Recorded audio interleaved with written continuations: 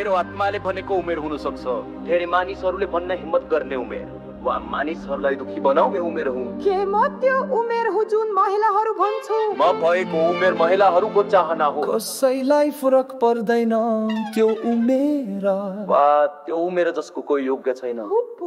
तपाई कति वर्षको हुनुहुन्छ भन्ने कुराले के फरक पार्छ? तपाईसँग भएको पैसाले के फरक पार्छ? जब हामी मर्छौँ हामी मृत्युको जीवनमा केही पनि लिएला जाँदैनौ।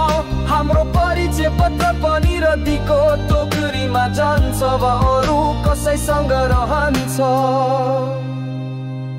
साँचो उमेर साँच्चै बाँच्ने आनन्द मानिन्छ। अभिनेत्री भएको नटक नगरी माया गर्नुमा, न्यायाधीश नगनी क्षमा गर्ने क्षमतामा, सधैँ जवान र खुसी रहने बुद्धिमा।